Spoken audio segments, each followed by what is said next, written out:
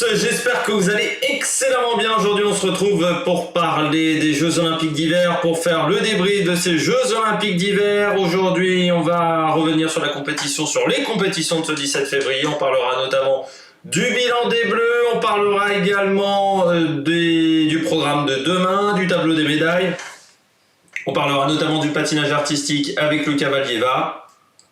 Et on aura encore un gros bout, je pense, sur Valieva dans cette vidéo. Et on commence, avant tout, n'hésitez pas à vous abonner à la chaîne, à réagir dans les commentaires, à mettre un pouce bleu, à me donner votre avis sur Luca Valieva également, ça va être très intéressant pour moi, à mettre un pouce bleu, à partager tout ça. Et puis, n'hésitez pas également à partager la vidéo sur les réseaux sociaux, notamment auprès de vos proches, si vous pensez que ça peut les intéresser. On commence tout de suite, on va essayer de faire assez vite parce qu'il est déjà 16h15, ça fait 2 fois que j'enregistre cette vidéo, ça fait 2 fois que ça plante, donc j'espère qu'à la troisième ça va vraiment pas planter, parce que sinon ça va vraiment m'énerver énormément.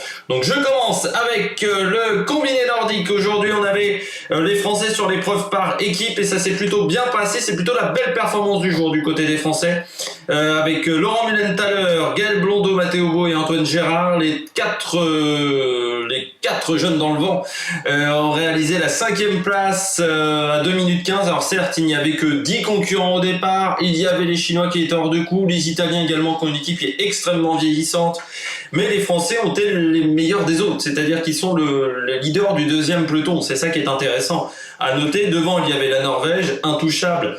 Pourtant, il n'y avait pas le leader de la Coupe du Monde, bon, qui a eu, on va dire, une Olympiade très compliquée. C'était Grabach, Oftebro, Björnstad et Andersen. Deuxième, l'Allemagne, qui est également une nation majeure, même si c'est une nation vieillissante, avec Manuel Feist, Eric Frenzel, Vincenz Geiger et Julian Schmidt. Les Japonais, qui ont enfin leur médaille, les Japonais, hein, ça fait depuis de nombreuses années qu'ils sont 4e, 5e sur toutes les podiums européens, européens plutôt, tous les podiums de Coupe du Monde dans cette compétition. Donc eux, ils s'en sont vraiment très très bien sortis. Et puis donc Akito Watabe, les deux frères Watabe, souvent ils étaient un peu seuls dans l'équipe, et là avec Nagai et Yamamoto ils remportent enfin la médaille de bronze. Et puis en plus ils ont fait du travail comme l'Allemagne, alors que les Autrichiens se sont cachés et les Autrichiens ont fini 4e. Donc du côté des Français on finit à 2 minutes 15 5e devant les États-Unis, les Tchèques, les Finlandais. Donc c'est plutôt une belle performance de la part de Français, une équipe encore jeune qui aura encore du temps pour s'améliorer, donc ça c'est très intéressant.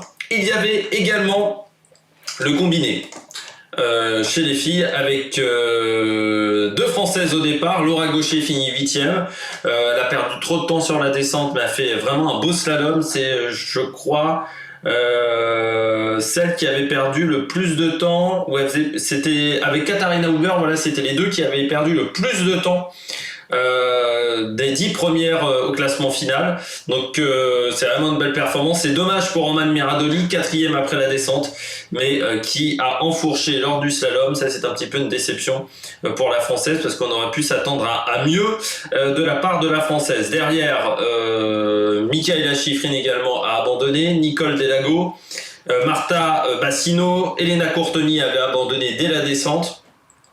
Et puis donc devant, Michel Gizin, Holdener, Brignone, les DK 4e, Huber, Shire, Ziebenhofer 5, 6, 7.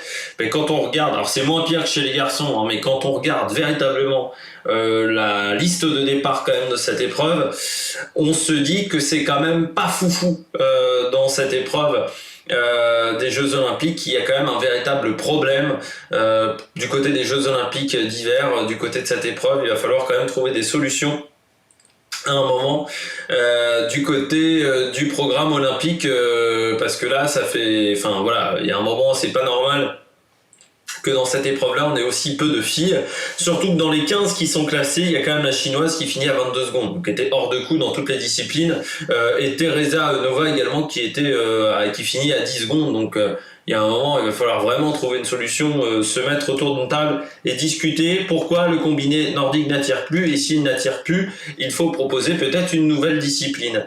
Je continue avec, il y avait le halfpipe homme avec les qualifications. La qualif pour Kevin Roland qui a fait 75-25 sur son deuxième run. Il avait fait 65-25 sur le premier. C'est passé à la 10e place. Les 12 premiers étaient qualifiés. Mais ça passe quand même du mauvais peloton. Je pense que pour le podium, il va falloir faire au moins 85. Donc il va falloir trouver 10 points sur le run. C'est pas facile à trouver 10 points sur un run de halfpipe. Donc il va falloir vraiment trouver des solutions pour Kevin Roland. Sinon derrière, on a Aaron Blum qui est qualifié avec Nico Porteous, Bike Irving, David Wise, Brandon McKay, Noah Bouman, Alex Ferreira, Simon Dartois, Miguel Porteous, Kevin Roland, donc Robin Briguet, Gus Kenworthy. Donc 10 sur 12 qui sont quand même anglophones. Oui, sauf Nico Porteous, dans ces 10-là, il y en a quand même 8 qui sont nord-américains. Bon, c'est quand même une discipline qu'ont toujours apprécié les nord-américains. C'est pour ça que même les épreuves se déroulent aussitôt du côté des sports freestyle, parce que c'est pour que les Américains puissent les voir à des heures raisonnables. Il y avait également le ski cross, avec une Française. J'avais oublié de vous signaler qu'il y avait une Française du côté du ski cross, mais ça n'était pas indiqué sur le site du Figaro. C'est Jade Grillet-Aubert, qui donc a fini 4e de son quart de finale. Elle était dans le même quart de finale que la championne olympique Sandra Nesloun. Donc, de toute façon, vous savez qu'en ski cross, quand vous êtes face à Sandra Nesloun ou à Fanny Smith, que ça va être un petit peu compliqué. Voilà, elle n'a pas réussi à s'imposer. En finale, Nesloun qui s'est imposée devant Marielle Thompson et Daniela Mayer, l'allemande, vu que Fanny Smith a été pénalisée pour une action illégale pour Fanny Smith. Donc voilà, Nesloun, Thompson, Mayer, le tiercé gagnant. Il y avait quand même 4 Canadiennes en demi-finale. Ça montre quand même que ce pays maîtrise quand même le ski cross de manière excellente. On a tout fait du côté des Français. Il y avait 2 autres disciplines où il y avait des médailles en jeu. C'était le 1000 mètres en patinage de vitesse chez les filles. C'était 2 sports de glace, même où il y avait des médailles en jeu. Et du côté de cette discipline, ça s'affiche. Le titre pour la japonaise Miho Takagi, ça fait du bien pour les japonais. Je rappelle après la déception quand même du côté de la poursuite par équipe où ça ne s'était pas extrêmement bien passé avec cette chute à 100 mètres de l'arrivée dans le dernier virage pour l'équipe japonaise. Donc Miho Takagi qui remporte le titre devant Jutta Leerdam, la néerlandaise. Ça s'est quand même mieux passé du côté des filles que du côté des garçons chez les Néerlandais. Il y a quand même eu des soucis dans cette équipe néerlandaise de patinage de vitesse. Et je suis pas sûr que le sélectionneur va rester. On retrouve ensuite Brittany Bowie, 13e, Irene Wurst et Antoinette de Jong, les 2 autres néerlandaises, font 5 et 6. Après, Irene Wurst qui fait 6e était quand même bien fatiguée. On l'a quand même énormément utilisée ces derniers jours et pendant cette quinzaine olympique, donc il y a un petit peu de fatigue, ce qui est tout à fait normal pour Irene Wurst. Et puis je termine avec le patinage artistique, le Cavalieva épisode 4, je crois, 4 ou 5 pour le Cavalieva, avec le patinage artistique où il a complètement explosé ces 45 premières secondes de programme sont catastrophiques. Il n'y a pas un saut qui passe, il y a rien qui est correct. Voilà, dans son programme, elle enchaîne les erreurs, elle a complètement dégoupillé dans cette épreuve. Derrière, donc le titre quand même pour des coéquipières du Sambo 70, parce que je rappelle que Valieva, Trusova, Sherbakova font partie du même groupe d'entraînement, et ça se voit en plus, parce que contrairement à Romain Genower, là les programmes sur la dernière partie se ressemblent tous, ce sont les mêmes pirouettes, les mêmes éléments sur la dernière partie, et je dirais que Sherbakova c'est quand même une bonne nouvelle. C'est ce qui pouvait être de moins pire en titré chez les Russes, parce que elle représente encore de l'artistique dans le patinage. Je comprends pas comment Trusova a pu avoir la meilleure note du programme libre. Il y avait aucune chorégraphie chez Trusova. Son programme libre, c'est un enchaînement de quadruples. Sauf que c'est pas ça le patinage artistique. Le patinage artistique, ça doit être des sauts, certes, mais il doit y avoir la composante artistique intégrée. Et chez Trusova, il y en a pas de composante artistique. C'est juste des sauts qui s'enchaînent. C'est pas intéressant à voir vraiment le programme de Trusova. Et puis derrière, Sakamoto, ça c'était du patinage, parce qu'avec une fille qui fait vraiment un programme excellent, notamment avec des magnifiques, le triple axel est vraiment exceptionnel en début de programme, et puis toutes ses réceptions de saut sont parfaites. voilà, c'est une légèreté sur la glace assez exceptionnelle. Tout est en douceur, tout semble facile avec Sakamoto. Et malgré tout, elle a quasiment 20-25 points d'éléments techniques en moins par rapport à Trusova et Shcherbakova. C'est pour vous dire la différence qu'il y avait entre les Russes et le reste du monde, entre le Sambo 70 et le reste du monde. Du côté du Kabaldieva, bon, ce que j'ai à dire, c'est que je ne sais plus si c'était dans l'Obs ou Libération, mais il y a des nouvelles informations qui sont arrivées sur Valdieva. Il n'y a pas simplement qu'une seule molécule dans son sang qui est problématique. Elle a les molécules de 3 ou 4 médicaments dans son sang, dans cette analyse de sang. Donc ça veut dire qu'elle a pris le pilulier complet de son grand-père, ce qui commence à être fortement inquiétant dans ce genre de cas, parce que normalement, alors je veux bien la boîte de médicaments, déjà j'y croyais pas des masses, par le pilulier complet, j'y crois encore moins. J'espère qu'on a vérifié, même si le grand-père existait vraiment. Parce que bon, on n'est plus à ça près dans les excuses au niveau du dopage. Je sais pas si vous vous souvenez du côté de chez Sky, de chez Sky à l'époque avec Dave Bradford qui a dit quand même que le président que c'était pour le président de la fédération britannique. Parce qu'il manquait d'endurance pour faire crack-crack-oli, quand même. Donc là, déjà, Valdieva, on est quand même à un beau niveau d'excuses de merde. On va pas se mentir. Malgré tout, pour Valdieva, alors est-ce qu'elle a explosé dans cette compétition-là à cause de la pression médiatique autour d'elle, ou parce qu'il y avait la peur presque de gagner, surtout en se disant je vais gagner, mais je vais priver mes coéquipières de la médaille?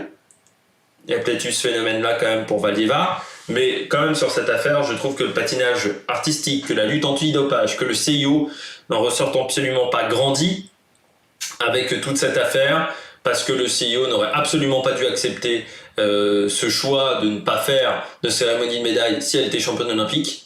Voilà, il aurait fallu trouver une solution en interne, je pense, bien meilleure que celle-là.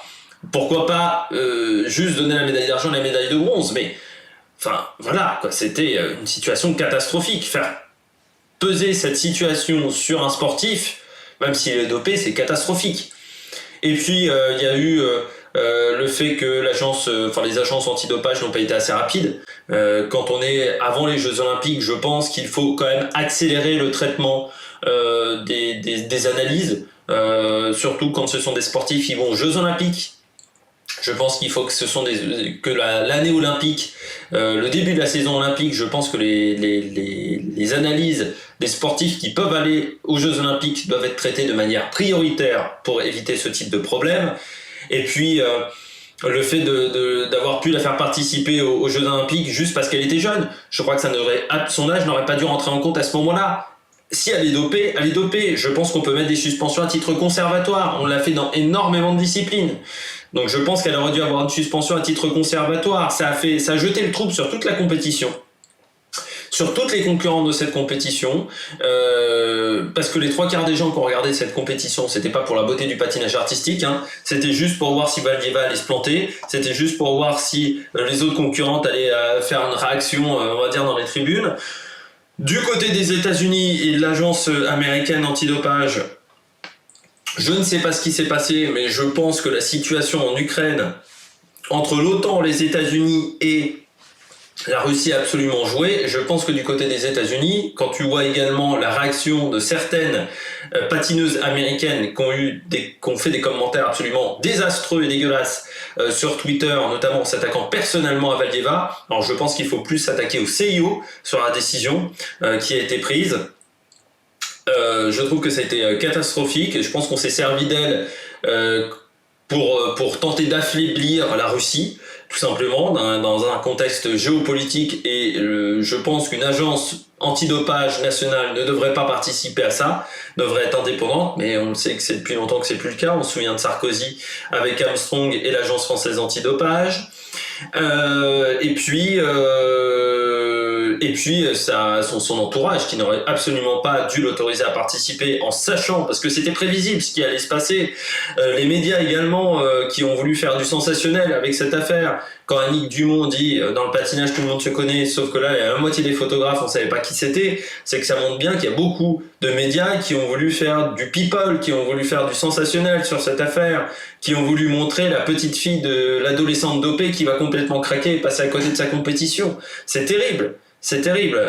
Dans cette affaire-là, Valieva, il y a plein de choses à dire parce que c'est catastrophique quand même autour de Valieva. Et je trouve que le CIO, que ce soit le CIO, l'Agence mondiale antidopage, le TAS, tout le monde, on peut le dire, a chié dans la colle complet dans cette affaire.